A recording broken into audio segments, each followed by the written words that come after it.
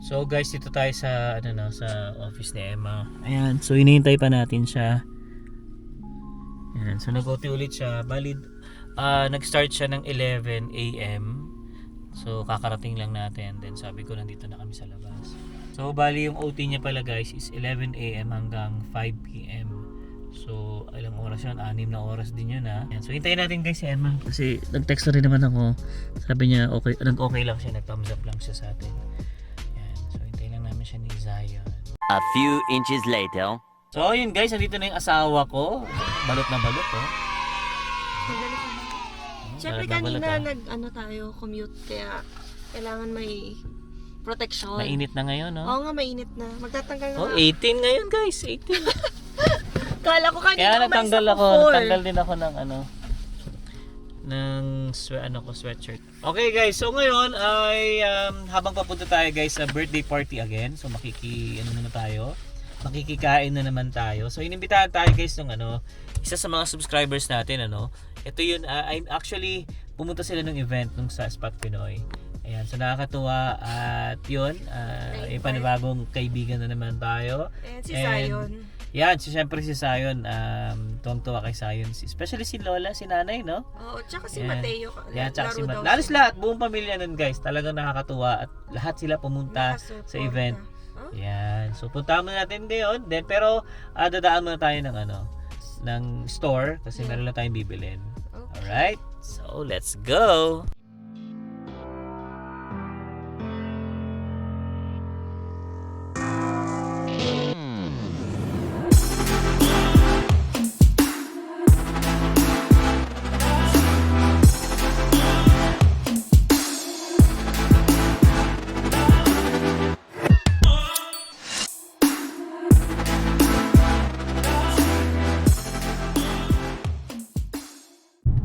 Ayan guys, ang downtown ngayong Sabado.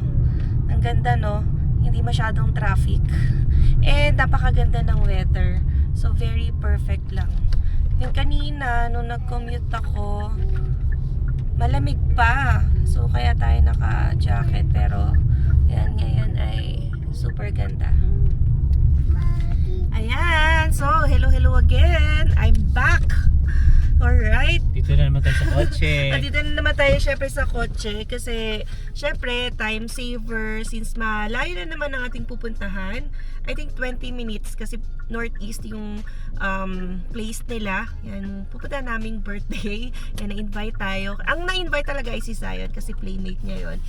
And yan, at least may something tayo na ilo-look forward ngayong weekend no, hindi lang panay trabaho. So anyway, going back sa ating mga topics sa pagva-vlog, ayan no, may mga nagtatanong ano na ba yung next step? Kasi nga itong paghihigpit ng Canada ay nangyayari na. So this is real, hindi to panaginip. Yan, wish nyo lang din 'di ba na panaginip lang. Pero I think yung mga citizens dyan, permanent residents ay nagbubunyi naman dahil sabi naman nila ay dapat lang din daw talaga maghigpit because of the current situation nga kailangan na makontrol yung population and yung immigration growth dito sa Canada. Tama din naman. So, correct naman sila doon. Anyway, so yan, ipaling ko lang muna dito kasi maghahanap ako dito ng comment. Kasi, di ba, nakikita nyo naman yung mga plans na inihain natin sa vlogs natin. May plan A, plan B, plan C, plan D. Hindi ko na alam kung saan kami nag-stop.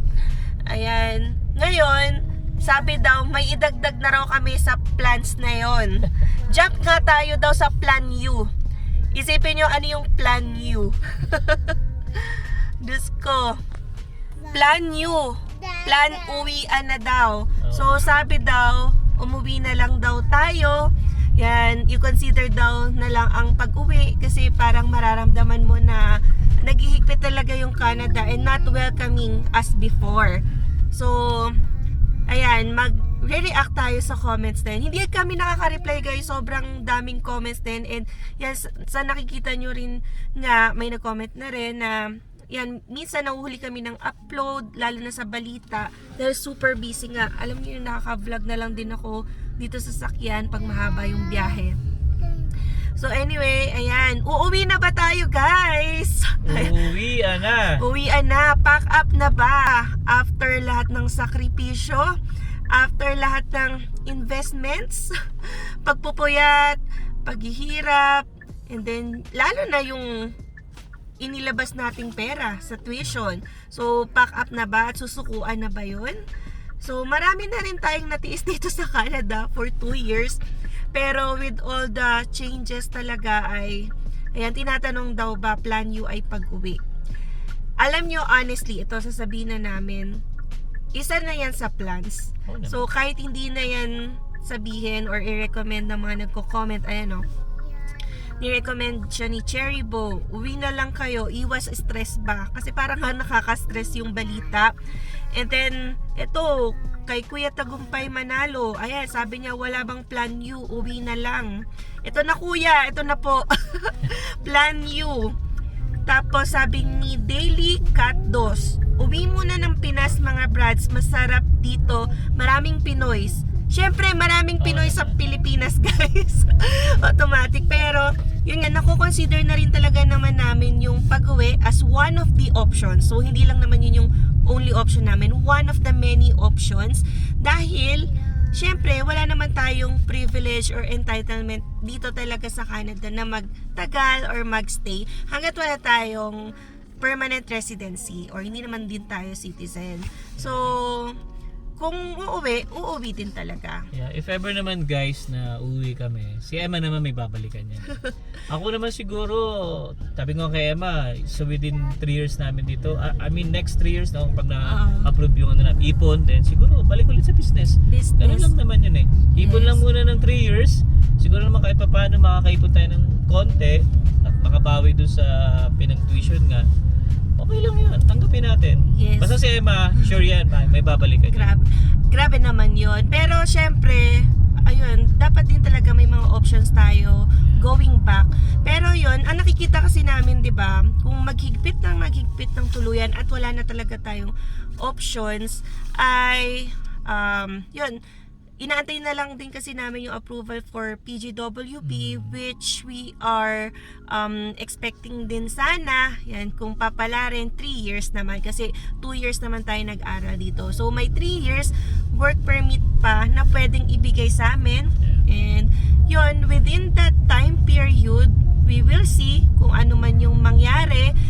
Sabi nga namin last time, diba, or sa previous video, kapag nagsasabi sila ng mga goals, ganyan 2025, 26, 27, ang mas titingnan natin dyan, yung goal for next year. Alam niyo yun, kasi pwede pa mabago yung 26, 27, dahil nga, again, election next year. So, pwede yan gawing kalahati, nung sino mananalo, pwede rin madagdagan. So, ang dapat i-priority natin yung plans agad for next year. Yan, kasi ito nga very dynamic dito sa Canada. Things can rapidly change, lalo na sa immigration policies. Pero yon, in case nga walang chance or anyway, kung ano man talaga mangyari ay mapauwi and magkagipitan, diba? Kasi isipin nyo rin talaga kung ano yung sitwasyon ng family nyo dito, kung hindi na nakakabuti, lalo na kung stress ka sa everyday life mo dito sa Canada compared naman sa, for example, sa life nyo sa Philippines, then yung pag-uwi can really be an option. So plan U, big jump, no? ABCDE. So letter U lang for uwi. So that can be considered.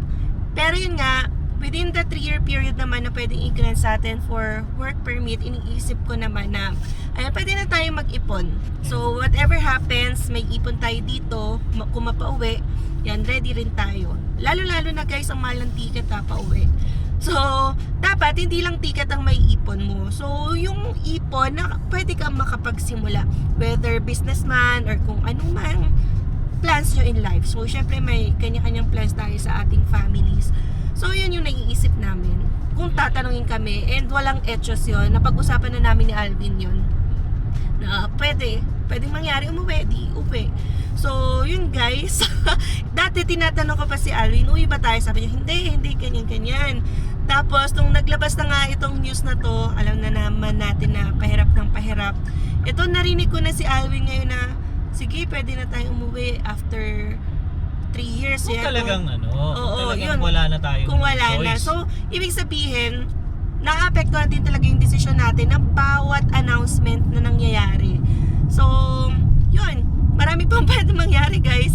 Kasi, umpisa pa lang to. Marami pang Ay, pa pwede mangyari. announcements na Oo. mangyayari lalo na palapit ng palapit yung election. So, they can, kasi, change yung numbers, yung PR target levels from time to time. Mga goals lang yan hindi pa talaga final. So, lalo na dito, for example, sa Alberta din, PNP. Guys, kaka-change lang ng programa dito. Dati, magpa-file ka lang dyan sa mga portal na yan and then, i-assess nila kung yun nga eligible or may issuean ka ng invitation. Ngayon, by points na. Expression of interest kung tawagin. So, things can really change depende sa sitwasyon. And yun, kailangan lang din natin maging flexible and mag-adapt sa mga pagbabagong yun. So, kayo ba guys, ano yung plan nyo? So, ang dami guys nagpapauwi. Syempre may mga kababayan din tayong hindi natutuwa na marami tayong nag-aasam or nagdi-dream na maging maayos ang pamilya natin dito sa Canada. So, hindi na mawawala yun. Pero, ignore na lang din. Ang mahalaga, syempre, we follow rules. Kung ito yung allotment, then we'll see. Sige, ito, try natin. Kung makapasok, for example, sa 300,000 na goal for next year or whatever year na mag-fit sa ating kapalaran. Yun lang naman.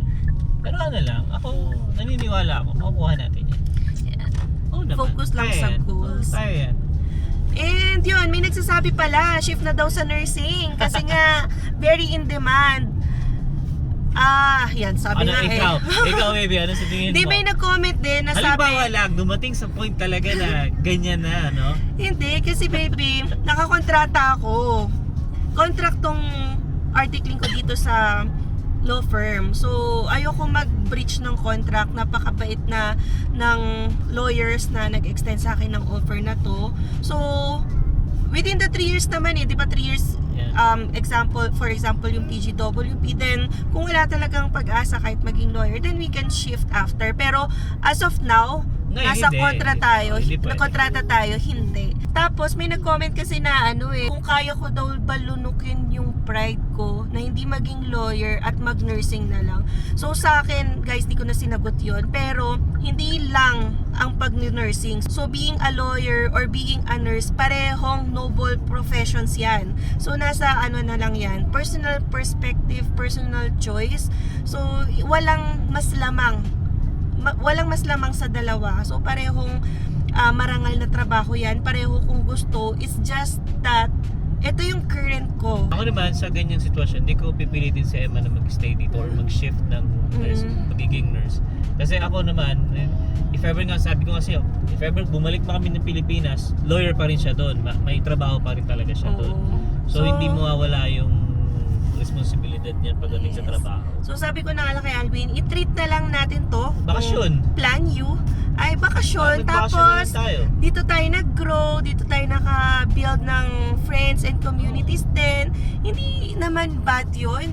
Yung iba nga din, nag-try sa Australia, tapos biglang nag-higpit din, nag-try sa Singapore, kailangan mo rin umuwi kasi ang hirap ng residency doon.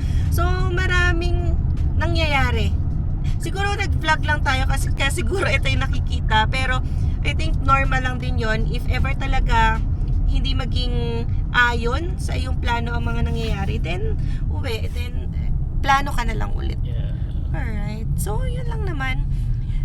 Kayo guys, sa mga kagaya namin, or same situation natin. Oo, yung mga anong mga plano niyo? No? Nasa plan yun na ba kayo? So, alam ko naman, di ba, sasabihin, hanggat may chance yan, try pa rin tayo, laban pa rin. Oo, lalaban tayo syempre. Sinagot ko lang naman yung mga nagtanong, kung may plan you or uwi, nasa plan din yan. Hindi ko lang sinasagot dati, pero ngayon, parang mas umangat yung tsansa, kasi nga, nag-iigpit. Yan, but we will see. Lalaban tayo guys. We will see. May 3 years pa tayo. Hopefully Ako naniniwala talaga ako. Makukuha namin na yan. So malay natin. Oo, Ayun lang naman. Pagka wala na, boss, lamiya mo ako. Mahirap kaya kapag may Lamia, sabi ko, dapat high Kailangan wage ka. mataas, oo. Unless kayang makipag-gita ng boss mo sa low wage LMIA. Pero kasi low wage hindi pala pwede kung dito ka sa Calgary. Kasi more than 6% yung unemployment rate dito. Alam ko sa Edmonton, mas mataas Sabi sa news, nasa 8%. Wow. So, ang daming wala palang trabaho sa Edmonton. Pero maraming areas talaga sa Canada. Yun, ganun kataas yung unemployment rate. So yun guys, comment kayo sa mga kabatch namin or kagaya ng sitwasyon natin. Ano ba magiging plano nyo Yes. pagdating nyo sa mga ganitong policy, no?